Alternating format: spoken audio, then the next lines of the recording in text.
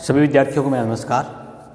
गायत्री विद्या मंदिर उच्च माध्यमिक विद्यालय सांचौर के YouTube चैनल पर आप सभी विद्यार्थियों का स्वागत है। आज की इस ऑनलाइन क्लास में हम जिस टॉपिक को पढ़ने जा रहे हैं वो 11th क्लास की जीव विज्ञान का 5th लेसन है, पुष्पी पादपों की आकार की। विद्यार्थियों, ये इस 5वें लेसन से संबंधित 5वां भाग है। ये जो आज वीडियो हम पढ़ रहे हैं वो वीडियो नंबर 5 है। हम इससे पहले कुल 4 वीडियो इसी टॉपिक के नाम से पढ़ चुके हैं, जिसके अंतर्गत पादपों की बाह्य आकार की, सामान्य बाह्य आकार की और मूल के रूपांतरण, मूल के प्रकार पढ़ चुके हैं। उससे पहले के मूल से संबंधित टॉपिक को पढ़ने के लिए आप वीडियो नंबर 1 से लगा करके वीडियो नंबर 4 तक वीडियो को देख करके अपने टॉपिक का पुनः रिवीजन कर सकते हैं। हमने भाग नंबर 4 के अंतर्गत मूल के रूपांतरण पढ़े थे, खाद्य पदार्थ के संग्रहण के आधार पर। आज हम मूल के रूपांतरण ही पढ़ेंगे, लेकिन ये रूपांतरण मुख्य रूप से यांत्रिक कार्यों के आधार पर है। विद्यार्थियों, मूल के मुख्य रूप से 3 प्रकार के रूपांतरण हमें NCERT सिलेबस के अनुसार पढ़ने होते हैं। पहला, खाद्य पदार्थ के संग्रहण के आधार पर, जो हमने अपस्थानिक मूल के लिए अलग पढ़े थे और मूसला मूल के लिए अलग पढ़े थे। सेकंड नंबर, यांत्रिक कार्यों के आधार पर, और थर्ड नंबर पढ़ना विशिष्ट कार्यों के आधार पर। तो आज हम इस वीडियो के माध्यम से यांत्रिक कार्यों के आधार पर और विशिष्ट कार्यों से संबंधित कुछ विशेष रूपांतरों के बारे में डिस्कस करेंगे। नंबर फर्स्ट बात करें, यांत्रिक कार्य होते क्या है। यांत्रिक मैकेनिकल सपोर्ट होती क्या चीज़ है। सपोर्ट का मतलब सहारा प्रदान करना। मूल का मुख्य कार्य क्या है? पादप को जमीन के अंदर स्थिरता प्रदान करना, जल और खनिज लवणों का अवशोषण। इसके अतिरिक्त, क्योंकि पादप को सपोर्ट तो प्रदान कर ही रहा है, लेकिन ऐसे पादप जो दुर्बल तने युक्त हैं और वो पादप भी धीरे धीरे ऊपर की ओर वृद्धि करते हैं। सामान्यतः दुर्बल तने युक्त जितने भी पादप है वो जमीन पर लेटे रहते हैं, लेटे हुए पड़े रहते हैं। जैसे कई बेल होती है, लेकिन कुछ बेल ऐसे भी होती है जो दूसरे पादप के सहारे की सहायता से, किसी अन्य खंभे के सहारे की सहायता से ऊपर की ओर बढ़ता है। आपने देखा होगा कि मटर में कुछ स्प्रिंग नुमा संरचना बनती है, जो क्या कहलाती है। उन स्प्रिंग नुमा संरचना को हम सामान्य भाषा में क्या नाम देते हैं? जैसे यहाँ पर्ण है, स्प्रिंग नुमा संरचना बनी, या इस पर्ण के अग्र भाग से बनी। तो इन स्प्रिंग नुमा संरचना को प्रतान कहते हैं, और ये स्प्रिंग नुमा संरचना किसी सहारे की चारों ओर लिपट जाती है, फलस्वरूप पादप को एक सहारा मिल जाता है। ठीक इस प्रकार की प्रतानीय संरचना के सामान्य कुछ विशिष्ट मूल भी होती हैं जो इस प्रकार का ही कार्य करते हैं। कौन सा कार्य? सहारा प्रदान करने का कार्य। तो आज हम इन यांत्रिक कार्यों के संदर्भ में उन मूलीय संरचनाओं के बारे में डिस्कस करेंगे जो पादप को सहारा प्रदान करता है। कब करेगा?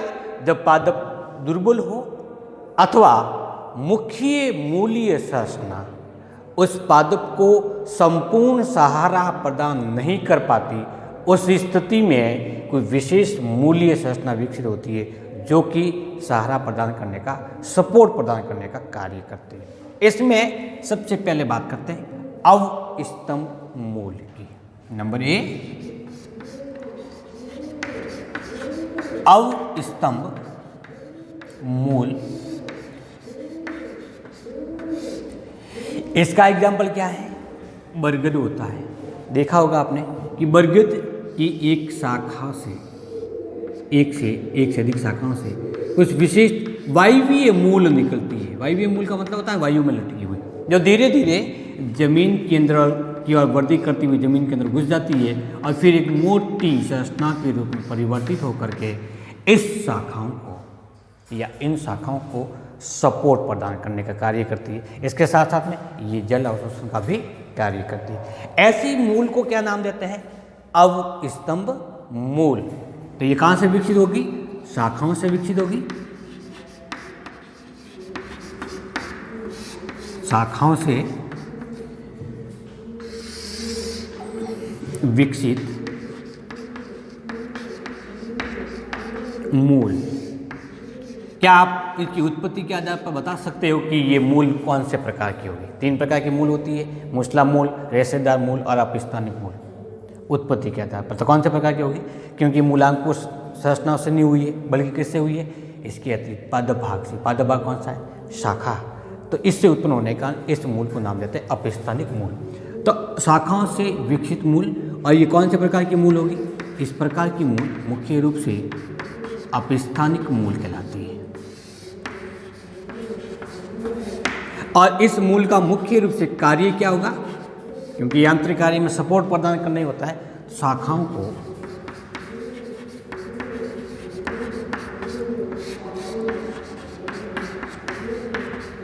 सहारा प्रदान करना।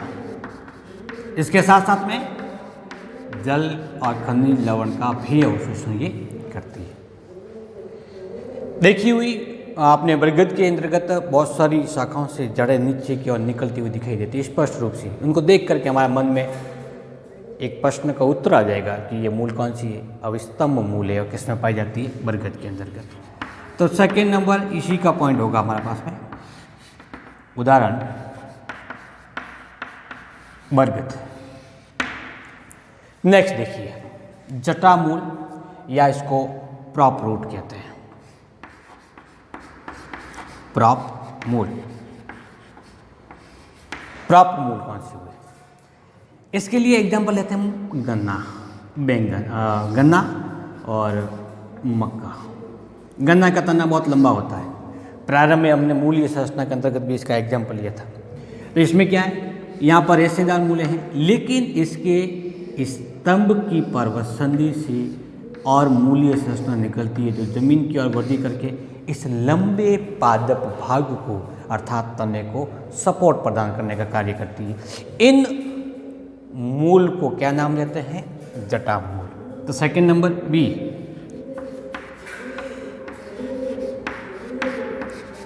जटामूल कहाँ से विकसित होगी? हमेशा स्तंभ से, क्योंकि मक्का है या फिर गन्ने की एग्जाम्पल लेते हैं तो इनका तना होता है वो अशाखित होता है। तो कहाँ से उत्पन्न होगा? ये शाखाओं से न होकर के स्तंभ की पर्वतसंधि से विकसित।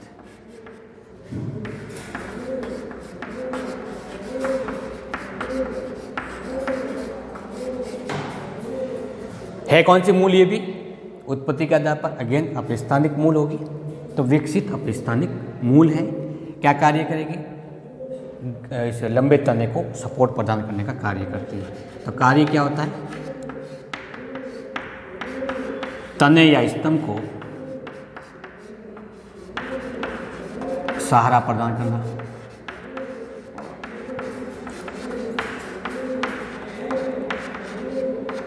उदाहरण क्या आएगा इसका? उदाहरण एग्जाम्पल मक्का का लेंगे या फिर गन्ना का। तो मक्का एक एग्जाम्पल हम 11th क्लास में समान तौर पर लिखते हैं। एक उदाहरण लिखना जरूरी होता है। मैं आपको ये इस प्रकार से इसीलिए लिखवा रहा हूँ कि यदि आपके एग्जाम्स के अंतर्गत प्रश्न आता है कि अवस्तंभ मूल क्या होती है या फिर जटामूल क्या होती है, तो हम सिंपल सा डायग्राम के माध्यम से भी इसको समझा सकते हैं। और इन पॉइंट को लिखने से, इस प्रकार के पॉइंट के रूप में लिखने से स्पष्ट हो जाता है कि ये शाखाओं से विकसित होगी। ये कौन से प्रकार की मूल है? अपस्थानिक प्रकार की मूल। और कार्य क्या करती है? सहारा प्रदान करने का कार्य करती है। किस में पाई जाती है? उदाहरण बरगद में पाई जाती है। और फिर हल्का सा डायग्राम बना देते हो तो ये आपका 1 नंबर का या फिर वो 2 नंबर का क्वेश्चन है तो इसका आंसर कंप्लीट माना जाता है। तो नोट्स भी आप इसी प्रारूप में बनाते जाइए। नेक्स्ट तीसरे नंबर की संरचना है, उसको नाम देते हैं वप्रमूल। होती क्या है? आपने बड़े बड़े वृक्ष देखे होंगे, जैसे नीम है, बहुत पुराना नीम, या फिर खेजड़ी है, बरगद है। तो इन बड़े वट वृक्ष, जो वट वृक्ष प्रकार के होते हैं, उनमें इस प्रकार की मूलीय संरचना पाई जाती है। बाकी सामान्य शाकीय पादप में, द्विवर्षीय पादपों में इस प्रकार की मूल नहीं पाई जाती। होती क्या है कि चूँकि ये पादप बहुत बड़े होते हैं, इनका तना बहुत बड़ा होता है और इसका फैलाव भी बहुत ज़्यादा होता है। इसके साथ में ये बहुवर्षीय है, लंबे समय तक वह जीवित रहते हैं। तो इनकी स्तंभ के आंशिक भाग से और मूल जहाँ से विकसित हुई है उसके संधि स्थल से, या हम कह सकते हैं कि आंशिक स्तंभ के आंशिक भाग से, आंशिक ऊपर भाग से मोटी मोटी मूल निकलती हुई आपको दिखाई देती है। जैसे आप खेजड़ी के मुख्य स्तंभ के पास में बैठे तो आपको यूँ लगेगा कि पास से एक मोटी मोटी जड़ निकलती हुई दिखाई दे रही है, और जो कहाँ गई हुई हो वो जमीन के अंदर प्रवेशित हुई है। ये प्रकार जो आंशिक रूप से स्तंभ से निकली हुई प्रतीत होती है। हमें एक बार ऐसा लगेगा कि प्रारंभ में यहाँ पे मिट्टी हुई होगी, लेकिन वायु के कटाव द्वारा या जल के कटाव के कारण यहाँ से मिट्टी उखड़ गई है, जिसके कारण ये मूल आसानी से दिख रही है, ऐसा हमें प्रतीत होता है। लेकिन विद्यार्थियों, ये जो मूलीय संरचना है वो इस पादप को अतिरिक्त रूप से सपोर्ट प्रदान करने के लिए विकसित हुई है, और इन मूल को नाम देते हैं वप्रमूल। वट वृक्ष से विकसित होने के कारण, वट वृक्ष के तने के आधारीय भाग पर विकसित होने के कारण इस मूल को नाम देते हैं बट्रस रूट या फिर वप्रमूल।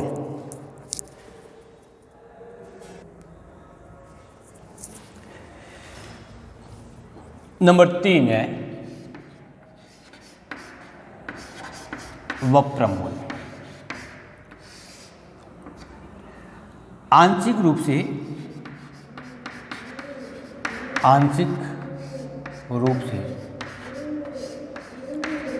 स्तंभ के आधारीय भाग से निकलती है, स्तंभ से विकसित।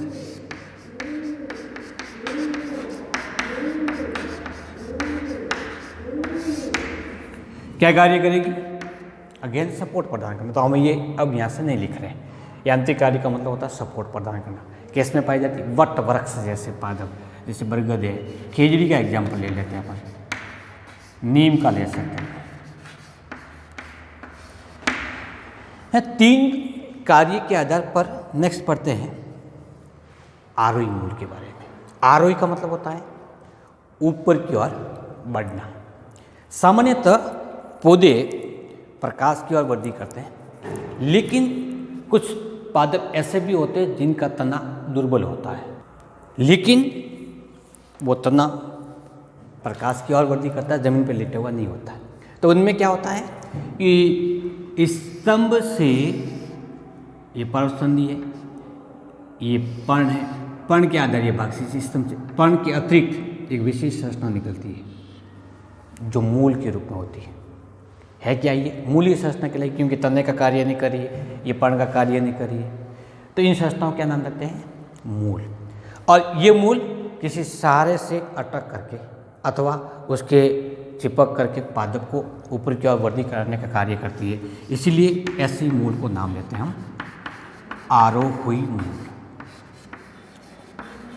अगेन कहाँ से विकसित होती है? स्तंभ से विकसित होती है। उदाहरण क्या देंगे इसका? मैं डायरेक्ट लिख रहा हूँ उसको, पान। जो पान हम खाने में प्रयोग करते हैं, उस पान के स्तंभ पर विकसित होने वाली ये मूलीय संरचना।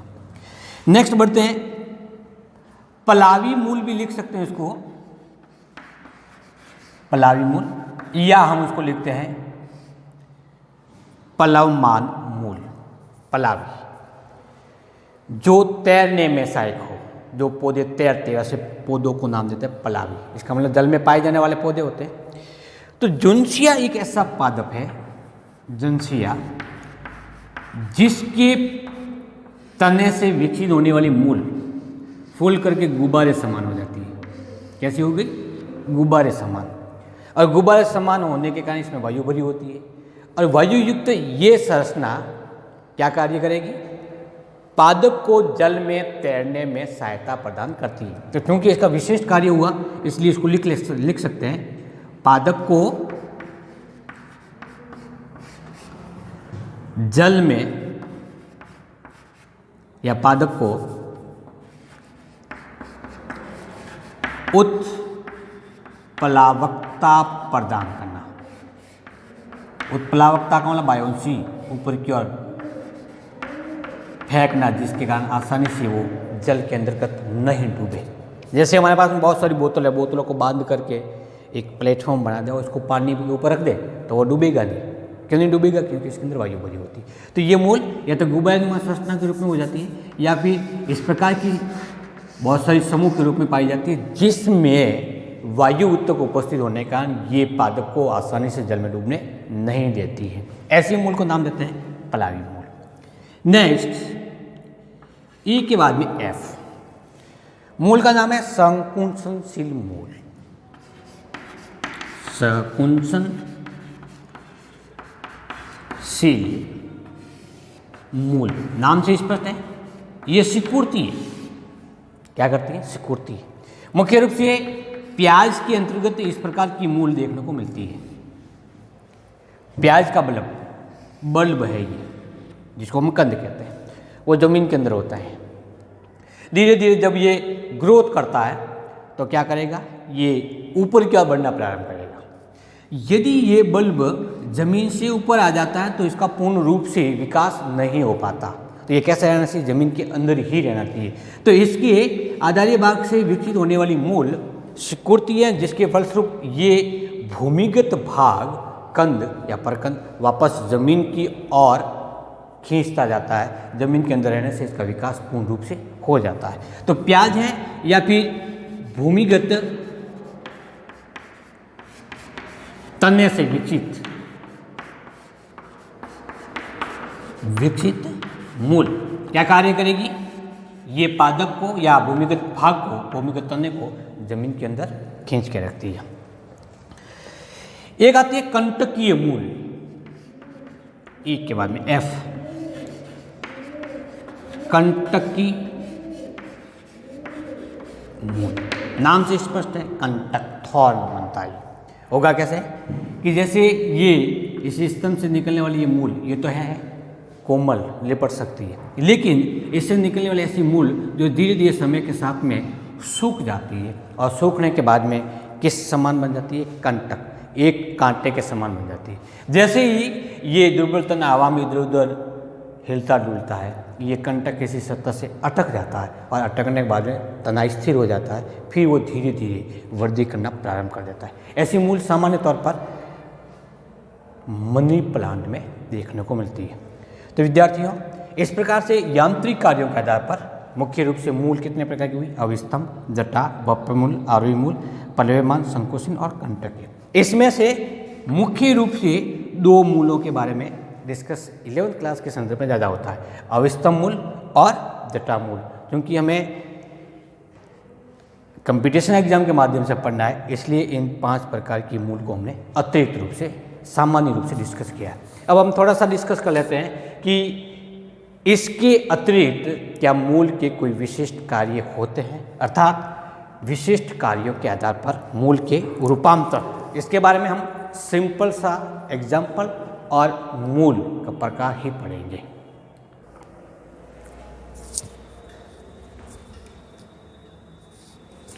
मूल का रूपांतरण है वो है विशिष्ट कार्यों के आधार पर। बहुत सारे कार्य हैं विशिष्ट कार्य, लेकिन हम इसमें से कुछ अपने सिलेबस के अनुसार डिस्कस करते हैं। विशिष्ट कार्यों के आधार पर नंबर 1 श्वसन मूल होती है। नाम है श्वसन मूल, या फिर हम इसको न्यूमेटोफोर भी कहते हैं। क्या होती है? न्यूमेटोफोर रूट्स होती कैसे? देखिए, दलदली क्षेत्र में जो पादप पाए जाते हैं दलदल में, जिनको हम मैंग्रोव प्लांट के नाम से जानते हैं, इन मैंग्रोव पादपों के जड़ें गुरुत्वाकर्षण के विपरीत, गुरुत्वाकर्षण नीचे क्यों लगता है तो इसके ऊपर जमीन से बाहर की ओर एक खूंटी नुमा संरचना के रूप में विकसित हो जाती है। इसमें हम ज़्यादा लिखेंगे नहीं, केवल इसको समझेंगे। इस प्रकार की मूल ये संरचना जमीन से बाहर निकली हुई होती है। इनके अग्रभाग पर छिद्र पाए जाते हैं, जिसके द्वारा, इन छिद्रों के द्वारा गैसों का विनिमय करता है, ऑक्सीजन को ग्रहण करता है, कार्बन डाइऑक्साइड को बाहर त्यागता है। तो मुख्य रूप से क्योंकि दलदली क्षेत्र में रूट को श्वसन क्रिया के लिए ऑक्सीजन नहीं मिल पाती, इसलिए ये मूल गुरुत्वाकर्षण के विपरीत जमीन से बाहर निकल जाती है, खोटीनुमा संरचना के रूप में उपस्थित होती है, अशाखित होती है। इसके अग्रभाग पर छिद्र पाए जाते हैं, जिसके द्वारा गैसों का विनिमय करती है। ऐसी मूल को नाम देते हैं श्वसन मूल। उदाहरण हम मुझे लिख सकते हैं इसके अंदर कौन से प्रकार के पादपों में पाई जाती है, जो दलदली क्षेत्र में, मैंग्रोव प्लांट कहते हैं इसको, मैंग्रोव पादपों में। और कार्य भी लिख सकते हैं इसका, क्या कार्य करेगा, गैसों का विनिमय, गैसों का विनिमय, एक्सचेंज करने का कार्य करती है। नंबर सेकंड जो विशिष्ट कार्यों के संदर्भ में है वो है शुष्कांगी मूल। कैसी है? शुष्कांगी मूल, जो अवशोषण का कार्य करती है। कार्य क्या करेगी? अवशोषण का कार्य। कौन सा अवशोषण? खाद्य पदार्थ का अवशोषण, अवशोषण करना। कैसी होगी ये मूल? ये एक तना है, इस तने से एक मूल निकली, ये मूल फूल करके चपटी हो जाती है, जो किसी अन्य पादप की सतह पर जुड़ करके उससे भोजन का अवशोषण करने का कार्य करती है। ऐसे मूल को क्या नाम देते हैं? शुष्कांग मूल। और ये किस में पाई जाती है? परपोषी पादप, परपोषी पादप, जैसे अमरबेल। अमरबेल में पाई जाने वाली इस मूलीय संरचना को क्या नाम देते हैं? शुष्कांगी मूल, जो कि सतह से चिपकने के साथ साथ में अवशोषण का कार्य करती है, खाद्य पदार्थ का अवशोषण का कार्य करती है। ये परपोषी पादप सामान्य तौर पर शाकीय पादपों पर दिखाई देते हैं। तो शाकीय पादपों पर पीले रंग की एक बेलीय संरचना जो पूरी फैली हुई है, वो सामान्य तौर पर अमरबेल होती है। नंबर 3 कवक मूल। ये भी सामान्य तौर पर बहुत बार प्रश्न आता है। कवक मूल पादप जगत का जब पढ़ा था हमने, जिम्नोस्पर्म पढ़ा था, तब उसमें आया था साइकस के मूल, पाइनस के मूल, कवक मूल होती है। कवक मूल क्या होती है? मूलीय संरचना के चारों ओर कवक, जो तंतुनुमा संरचना है कवक तंतु, वो इसके चारों तरफ जुड़ करके कवक जाल का निर्माण कर देता है।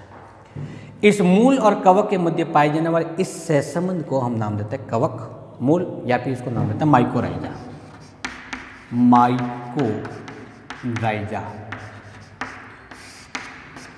कवक क्या करता है? इस मूल के चारों ओर खनिज पोषकों की सांद्रता में वृद्धि करता है और आर्द्रता में वृद्धि करता है। इस मूल से कवक को क्या फायदा? इस कवक को इससे मूल से खाद्य पदार्थ प्राप्त होता है। दोनों को जीवन जीने के लिए, जीवित रहने के लिए एक दूसरे का साथ जरूरी है, इसलिए इसको हम सहजीवी मानते हैं। तो कवक मूल किस में पाई जाती है? उच्च वर्ग पादप जैसे पाइनस। पाइनस क्या है? एक जिम्नोस्पर्म है, वह कवक के मध्य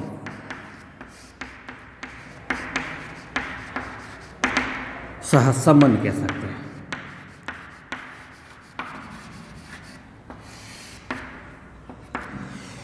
एक विशिष्ट कार्य के आधार पर आप मूल का नाम आता है, उसको नाम देते हैं ग्रंथिका मूल। ग्रंथिका मूल देखिए, मूल में कुछ गांठें विकसित होती है।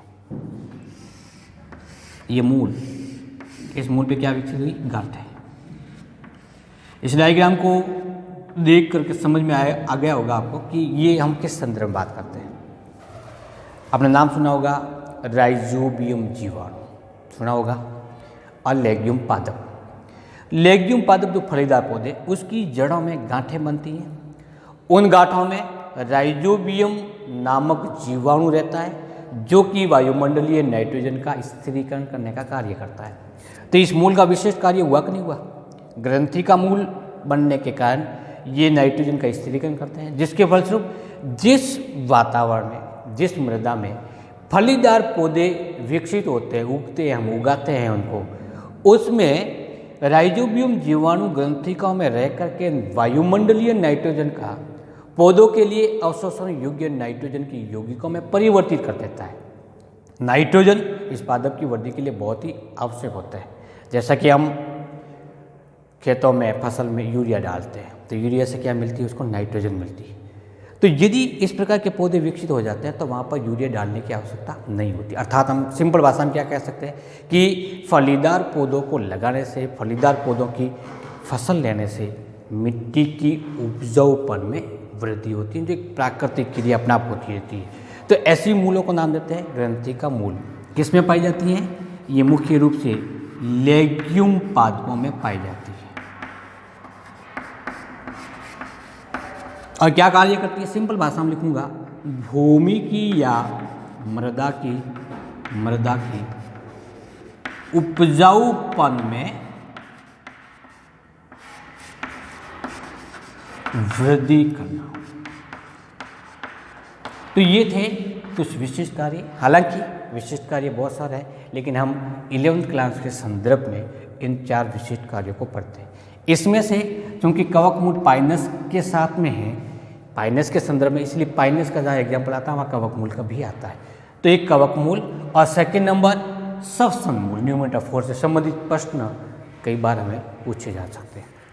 इसके साथ में हमने मूल के रूपांतरण खाद्य पदार्थ के आधार पर, खाद्य पदार्थ के संग्रहण के आधार पर, यांत्रिक कार्यों के आधार पर, विशिष्ट कार्यों के आधार पर पढ़ चुके हैं। अब हम इस पूरी मूलीय संरचना को पढ़ने के बाद में मूल के कार्य लिख सकते हैं।